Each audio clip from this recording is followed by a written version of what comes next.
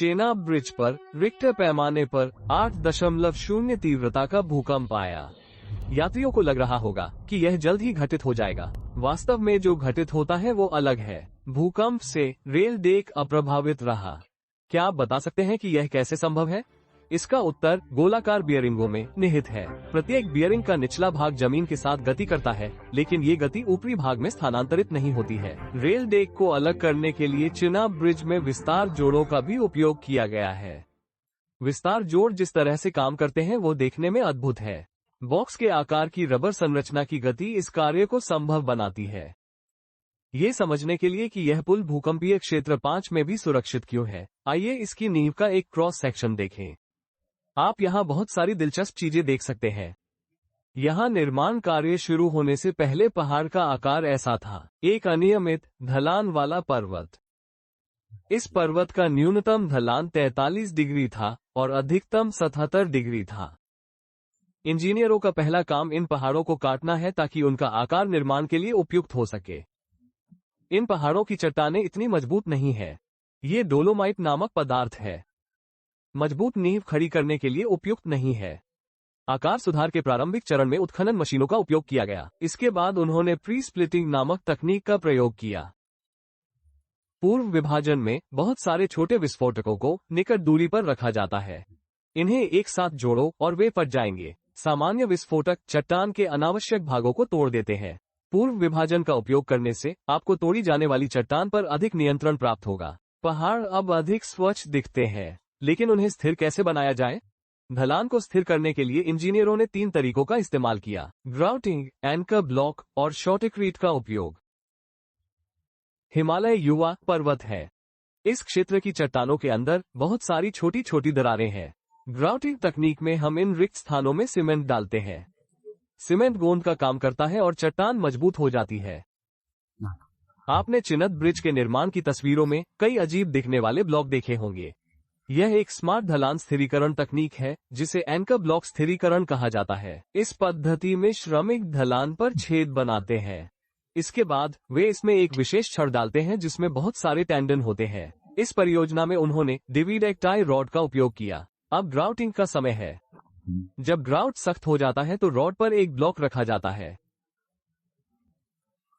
अब एक शक्तिशाली हाइड्रोलिक जैक का उपयोग आता है। हाइड्रोलिक जैक स्टील टेंडन को खींचता है तथा अत्यधिक तनाव में रखता है। इसके बाद वेज व्यवस्था का उपयोग करके स्टील टेंडन को तनाव में रखा जाता है, भले ही हाइड्रोलिक जैक को हटा दिया जाए। अब क्या आप कंक्रीट ब्लॉक द्वारा उत्पन्न बल का अनुमान लगा सकते हैं? तनाव में पड़ा स्टील टेंडन अपनी लंबाई कम करना चाहता है, लेकिन ब्लॉक ऐसा करने नहीं दे रहा है।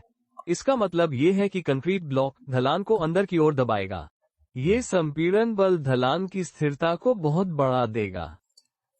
उनकी अगली तकनीक शॉटक्रीट है। इस विशेष मशीन का उपयोग करके पहाड़ी चट्टानों पर कंक्रीट का छिड़काव किया जाता है। इस तकनीक से पहाड़ की स्थिरता और बढ़ जाती है। अब पहाड़ भारी इस्पात सामग्री को सहारा देने के लिए तैयार है। इसके बाद वे कंक्रीट की नींव तैयार करते हैं ताकि पुल के स्टील के खंभे उस पर खड़े किए जा सके। स्टील खंभों का निर्माण काफी सरल तरीके से किया जाता है, लेकिन मेहराब कैसे खड़ा किया जाए? दुनिया की कोई भी क्रेन ये कार्य नहीं कर सकेगी। इसीलिए इंजीनियरों ने सबसे पहले दुनिया का सबसे लंबा केबल क्रेन टावर खड़ा किया, जिसकी लंबाई 915 मीटर थी। ये केबल क्रेन 35 टन तक भार उठाने में सक्षम है। पुल के लिए आवश्यक सभी संरचनात्मक तत्वों को इन केबलों के माध्यम से ले जाया गया। प्रत्येक मेहराब खंड 10 से 12 मीटर लंबाई के बॉक्स खंडों से बना है। मेहराब के विभिन्न तत्वों को मुख्यतः नट और बोल्ट का उपयोग करके एक साथ जोड़ा गया था। इस कार्य के लिए 6 लाख से अधिक नट बोल्ट की आवश्यकता थी। मेहराब का निर्माण चरणबद्ध तरीके से चल रहा है। इन सभी प्रक्रियाओं के दौरान आप स्टील के खंभे से मेहराब के दोनों हिस्सों को सहारा देने वाले केबल स्टे देख सकते हैं। इन केबलों के बिना आप अनुमान लगा सकते हैं कि मेहराबों का क्या होगा। वे अपने ही वजन के कारण नीचे गिर जाएंगे। अधिक दिलचस्प बात यह है कि पहले मुख्य खंभे पर बल को संतुलित करने के लिए केबल को विपरीत दिशा में पड़ोसी खंभे से जोड़ा गया था। इन स्टे केबलों के बिना मुख्य खंभे अंदर की ओर झुक जाएंगे। अब वो महत्वपूर्ण दिन आ गया है जब मेहराब निर्माण का कार्य पूरा हो जाएगा। मेहराब के दोनों हिस्से मुख्य खंभे पर मिलते थे। आजकल इस प्रक्रिया को आर्च क्लोजर के नाम से जाना जाता है। आर्क क्लोजर में मुख्य समस्या यह है कि मामूली संरेखण संबंधी समस्याएं भी अंतिम कनेक्शन को बाधित कर सकती हैं। श्रमिकों के लिए एक असंभव कार्य। यदि संरेखण सही भी हो तो भी तेज हवा के कारण संयोजन कार्य कठिन हो जाएगा। इसलिए संरचनात्मक तत्व की स्थापना से पहले पहला कार्य दोनों हिस्सों को पूरी तरह से संरेखित करना है। इसके अलावा हमें उनके बीच एक अस्थायी कनेक्शन की भी आवश्यकता है। यही कारण है कि इस विशेष हाइड्रोलिक जैक का उपयोग किया जाता है। जैक के हरे सदस्य को समायोजित करके मेहराबों के बीच क्षैतिज दूरी को समायोजित किया जा सकता है। आप देख सकते हैं कि वर्तमान में आग से केवल 6 सदस्य गायब है। पीला भाग ऊर्ध्वाधर दूरी को समायोजित करने में मदद करता है। नीचे की डोरी लगाई जा सकती है। एक बार ऐसा हो जाने पर जैक के हरे भाग में बल को मुक्त किया जा सकता है तथा कुछ और तत्वों को स्थापित किया जा सकता है। अब वे अगले जैक का परिचय देते हैं। जब तक ऊपरी कॉर्ड में सही अंतर प्राप्त न हो जाए तब तक इस जैक को समायोजित करें। अब चेनाब पुल का अंतिम संरचनात्मक तत्व ऊपरी रस्सी स्थापित कर दी गई है। यह एक बड़ा उत्सव था। दोनों मेहराब के हिस्से एकदम सही तरीके से जुड़ गए। जैक ने अपना काम कर दिया है। एक बार मेहराबें आपस में जुड़ जाएं तो सपोर्ट केबल की जरूरत नहीं रह जाती। अर्ध मेहराब एक दूसरे को सहारा देते हैं। उन्होंने मेहराबों के ऊपर भी खंभे बनाए।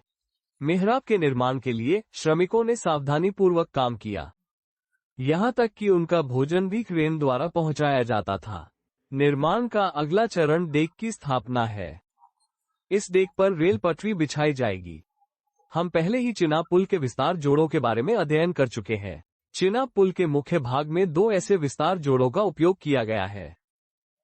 इन विस्तार जोड़ों की सहायता से पुल को 3 टुकड़ों में विभाजित किया जाता है। संक्षेप में, चिनाब पुल का रेल डेक जमीन से किसी संरचना से जुड़ा हुआ नहीं है। ये बस इन सभी बियरिंग्स पर तैर रहा है। ये सभी परिष्कृत इंजीनियरिंग, योजना और कार्यान्वयन ही कारण है कि चिनाब पुल दुनिया का सबसे ऊंचा रेल पुल बन गया। इसकी ऊंचाई चिनाब नदी से 359 मीटर है। एफिल टॉवर से 35 मीटर ऊंचा। आपने सोचा होगा कि चिनाब पुल में आर्च ब्रिज तकनीक का उपयोग क्यों किया गया है। एक साधारण स्तंभ पुल क्यों नहीं? इस मामले में आवश्यक स्तंभों की ऊंचाई पर गौर करें। इससे नीचे नदी का प्रवाह भी बाधित होगा। आर्च ब्रिज में आर्च का आकार हमेशा परवलय होता है। कोई अन्य आकार क्यों नहीं? इसका उत्तर पाने के लिए आइए एक प्रयोग करें। परवलय बनाम वृत्ताकार चाप। जब मैं गोलाकार मेहराब पर वजन रखता हूं,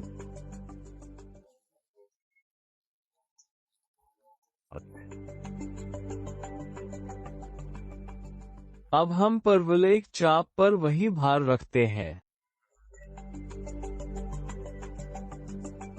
वाह, यह आसानी से वजन उठा रहा है। चलो एक और वजन जोड़ते हैं।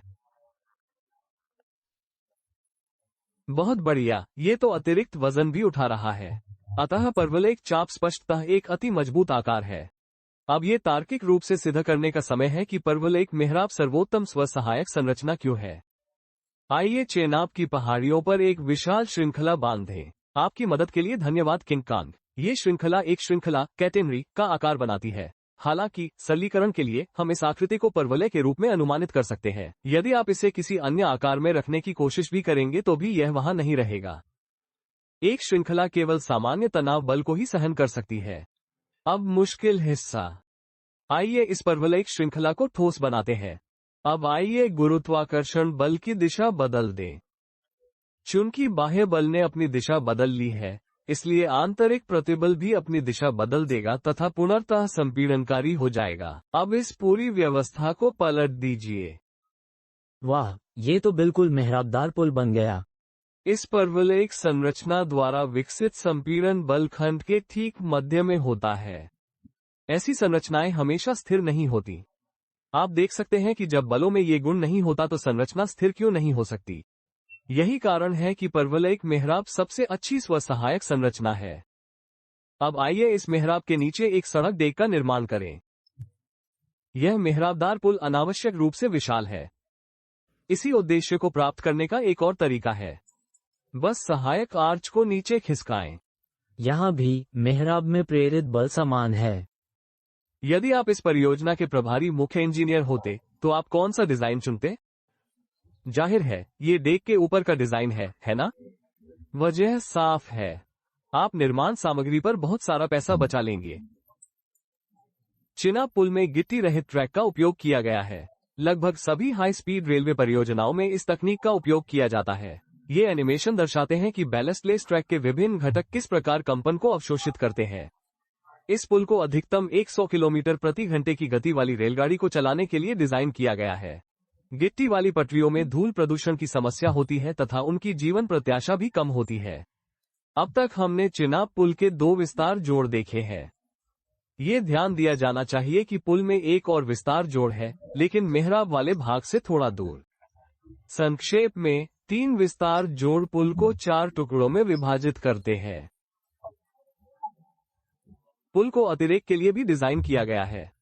इसका मतलब ये है कि यदि इसका एक खंभा भी क्षतिग्रस्त हो जाए तो भी पुल स्थिर रहेगा। रेलगाड़ी अब भी पुल पार कर सकेगी, लेकिन अधिकतम 30 किलोमीटर प्रति घंटे की गति से। चिनाब पुल पहली बार कश्मीर घाटी को रेल संपर्क के माध्यम से शेष भारत से जोड़ रहा है।